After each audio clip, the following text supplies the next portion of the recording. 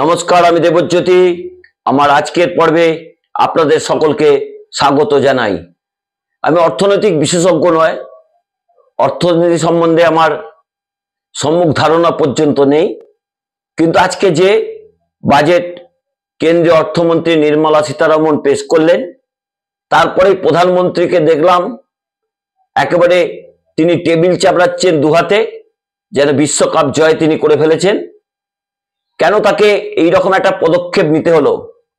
কেন মধ্যবিত্তদের মন জয়ের জন্য এত বড় কর ছাড় দিতে হলো?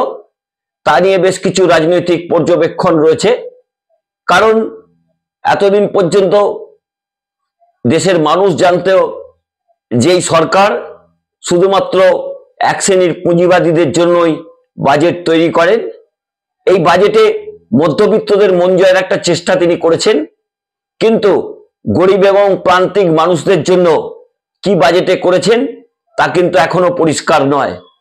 যে মানুষগুলো দিন আনে দিন খান, তাদের কথা কিন্তু এই বাজেটে খুব একটা উঠে আসেনি। 24 লক্ষ টাকা পর্যন্ত, 12 লক্ষ টাকা পর্যন্ত কোনো কর দিতে হবে না, তা মধ্যবিত্তের কাছে একটা সুখবর।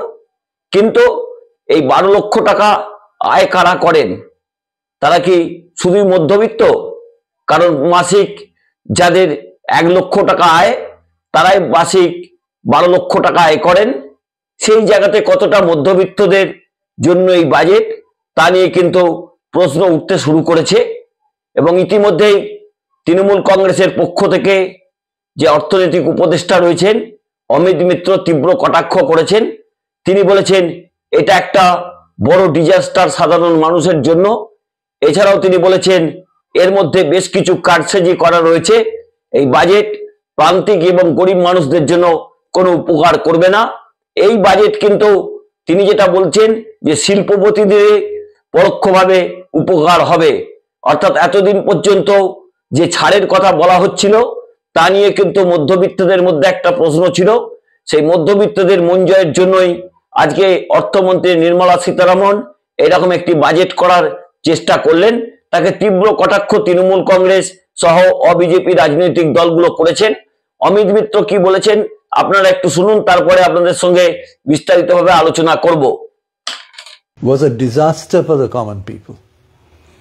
And there is a deep rooted conspiracy indicated by a lot of experts today. Aside from that, of course, we'll come to the tax cut, so-called tax bonanza, in a moment. First, what has the budget done for the common people? It has cut everything. Social services cut by 16%. Housing cut by 4.38%.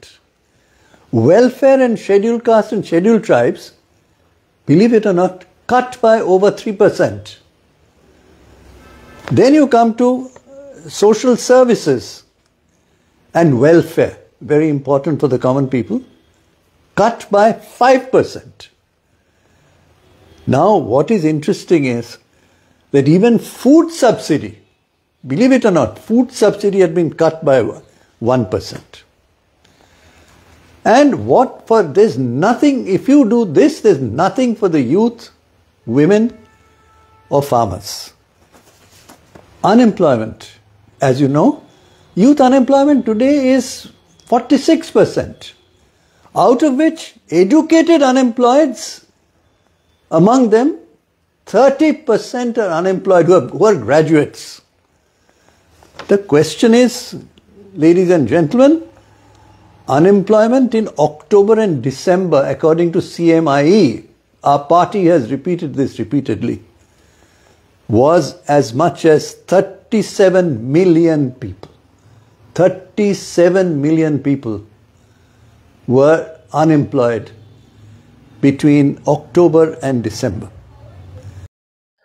আপনারা শুনলেন অমিত মিত্রের বক্তব্য। তিনি একসময় সেবির chairman ছিলেন। এছাড়াও পশ্চিমবঙ্গের যে সরকার চলছে সেই সরকারের প্রথম অর্থমন্ত্রী তিনি হয়েছিলেন। বাংলাকে একটা আর্থিক দিশা দেখিয়েছিলেন। তিনি আজকে যে বিশ্লেষণ করেছেন তা কিন্তু যথেষ্ট দুশ্চিন্তার। সেই দিক থেকে তৃণমূল কংগ্রেসের পক্ষ থেকে একাধিক নেতৃত্ব কিন্তু কটাক্ষ করেছেন। তৃণমূল কংগ্রেসের পক্ষ থেকে বলা হয়েছে যে বিহারের নির্বাচনকে সামনে রেখেই এই বাজেট করার চেষ্টা হয়েছে। এছাড়াও 5 তারিখ যে দিল্লিতে নির্বাচন হবে, যেখানে ভারতীয় জনতা পার্টি মুখ থুবড়ে পড়ার একটা সম্ভাবনা রয়েছে, সেই জায়গাতে একটা শেষ প্রচেষ্টা ভারতীয় জনতা পার্টির পক্ষ থেকে করার চেষ্টা করা হচ্ছে এবং সেই মতোই কিন্তু মধ্যবিত্তদের কর ছাড়ের একটা প্রচেষ্টা দেখা গেছে। কিন্তু প্রান্তিক মানুষগুলোর কি হবে যারা 100 দিনের কাজ করে খান? এছাড়াও পশ্চিমবঙ্গে বাজেট থেকে কি পেল তা নিয়ে কিন্তু একটা সম্মুখ ধারণা ইতিমধ্যেই মানুষের কাছে তৈরি হয়েছে। কারণ প্রান্তিক মানুষদের জন্য যেমন কিছু করেননি, নতুন রেল প্রকল্প এমন কিছু পশ্চিমবঙ্গের জন্য ঘোষণা হয়নি। কারণ গত কয়েক বছর ধরেই একেবারে কেন্দ্রীয় অর্থ বাজেটের সঙ্গে রেল বাজেটকে মিশিয়ে ফেলা হয়েছে ভারতীয় জনতা পার্টির আমলে। সেই জন্যই কিন্তু রেলের যে প্রকল্পগুলি, সেই প্রকল্পগুলো খুব একটা সম্মুখ ধারণা কিন্তু আজকের বাজেটে পরিষ্কার নয়। এবং সেখানে যদি আজকের বাজেট ভালো হতো তাহলে কিন্তু শেয়ার মার্কেট যথেষ্ট চাঙ্গা হতো। শেয়ার মার্কেটে কিন্তু খুব একটা ওঠা পড়া লক্ষ্য করা যায়নি, নিফটি বেশ কিছুটা কমে গেছে। অর্থাৎ এই বাজেটে মধ্যবিত্তরা যতই তাদের মুখে হাসি ফুটুক, যারা শেয়ার ব্যবসার সঙ্গে যুক্ত তারা কিন্তু খুব একটা খুশি হতে পারেননি। বিশেষ করে শিল্পপতিরাও কিন্তু খুব একটা খুশি হতে পারেননি। তৃণমূল কংগ্রেসের পক্ষ থেকে অভিষেক বন্দ্যোপাধ্যায় তীব্র কটাক্ষ করে বলেছেন এই বাজেট ভোটমুখী বাজেট করার চেষ্টা করা হয়েছে এবং বিহারের নির্বাচনকে সামনে রেখে এবং দিল্লির নির্বাচনকে সামনে রেখেই এই বাজেট করেছেন অর্থমন্ত্রী নির্মলা সীতারামন। এই বাজেট গরিব মানুষের কোনো আর্থিক অবস্থার পরিবর্তন করতে পারবেন না। অর্থাৎ এই যে বাজেট তৈরি হয়েছে তা প্রান্তিক গরিব মানুষদের জন্য কোনো সুযোগ নেই। গরিব মানুষের কাজের সুযোগ যদি তৈরি হতো বা 100 দিনের কাজের প্রকল্পে যদি আরো দিন সংখ্যা বাড়তো, মজুরি বাড়তো, তাহলে কিন্তু দেশের অর্থনীতি একটা চাঙ্গা অবস্থায় পৌঁছাতো।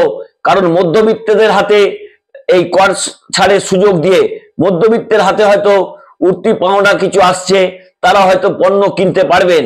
কিন্তু যে মানুষগুলো প্রান্তিক মানুষগুলো যারা একেবারে সমাজে পিছিয়ে পড়ে রয়েছেন, যারা দিন আনেন দিন খান, তাদের জন্য এই বাজেটে কোনো দিশা কিন্তু অর্থমন্ত্রী আজকে দেখাতে পারেননি। তবে প্রধানমন্ত্রী যেভাবে তার ঢালাও প্রশংসা করলেন, যেভাবে তিনি হাততালি দিলেন যেন তিনি বিশ্ব জয় করে ফেলেছেন। কারণ সেই জায়গাতে তৃণমূল কংগ্রেসের পক্ষ থেকে অভিষেক বন্দ্যোপাধ্যায় কি মন্তব্য করেছেন আপনারা একটু শুনুন। বাংলা যখন 18টা সাংসদ জিতিয়ে পাঠিয়েছিল তখনও বাংলাকে কিছু দেয়নি। আজও বিজেপির 12টা সাংসদ রয়েছে, বাংলাকে কিচ্ছু দেওয়া হয়। এবং এই যে 12 জন সাংসদ রয়েছে কেউ কোনোদিন প্রতিবাদও করবে না। বাংলা দীর্ঘদিন ধরে বঞ্চিত, আজও বঞ্চিত, বাংলার জন্য কিচ্ছু নেই। 2025 সালে এই বছর নভেম্বর মাসে যেহেতু বিহারে নির্বাচন আছে, বিহারের জন্যই সব কিছু করা হয়েছে। এটা তো নির্বাচনকে মাথায় রেখে করে, সাধারণ গরিব মানুষের জন্য তো কিছু করে না। মিডল ক্লাস থেকে আমাকে পুরোটা পড়তে হবে। মিডল ক্লাসের উনি ইনকাম ট্যাক্স রিবেটের যে কথাটা বলেছেন, ওখানে আবার বলেছেন যে 4 থেকে 8 লাখের জন্য 10%, 8 থেকে 12 লাখের জন্য 20%, 20 থেকে 30 লাখের জন্য 25%। একটা অস্পষ্ট জায়গা রয়েছে, আমাকে পড়তে হবে, তারপর আমার যা বলার আমি বলবো। আপনারা শুনলেন অভিষেক বন্দ্যোপাধ্যায়ের মন্তব্য। কংগ্রেসের পক্ষ থেকে রাহুল গান্ধীও তীব্র কটাক্ষ করেছেন। সমাজবাদী পার্টির পক্ষ থেকে অখিলেশ সিং যাদব তীব্র কটাক্ষ করেছেন। এছাড়াও আরজেডির পক্ষ থেকেও কিন্তু তীব্র কটাক্ষ করা হয়েছে এই বাজেটকে। এবং যদিও বিহারের সামনে যে বিধানসভা নির্বাচন রয়েছে তাকেই পাখির চোখ করে এই কেন্দ্রের সরকার এই বাজেট তৈরি করছে তা জানার জন্য বিরাট কিছু রাজনৈতিক বিশেষজ্ঞ হতে হয় না। এছাড়াও 5 তারিখে যে দিল্লিতে সভা নির্বাচন রয়েছে, সেই বিধানসভা নির্বাচনে যদি শেষ মুহূর্তে কোন রকম আর্থিক দিশা দেখিয়ে সাধারণ মানুষের ভোট কেনা যায়, সেই চেষ্টাই কিন্তু এই বাজেট থেকে করা হয়েছে। অর্থাৎ এই বাজেটে মধ্যবিত্তদের মন জয়ের চেষ্টা করা হয়েছে, শিল্পপতিদের খুব একটা উপকার হয়নি। এবং এছাড়াও পরিকাঠামোগত বেশ কিছু উন্নয়নের কথা বলা হলেও সেই প্রাথমিকভাবে যে তথ্য সামনে এসেছে তাতে সাধারণ মানুষের সুবিধা খুব একটা হয়নি। কারণ নিত্য প্রয়োজনীয় জিনিসপত্রের দাম কমার ব্যাপারে আজকের বাজেটে কোন রকম দিশা কিন্তু আজকে অর্থমন্ত্রী নির্মলা সীতারমণ দেখাতে পারেননি।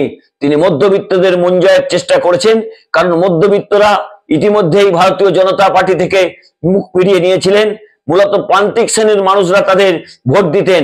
সেই প্রান্তিক শ্রেণীর মানুষের সঙ্গেও যে দ্বিচারিতা আজকে কেন্দ্রীয় সরকার করলো, তা নিয়ে কিন্তু আগামী দিনে তাদের নতুন ভাবে রাজনৈতিক বিপদের সামনে পড়তে হবে।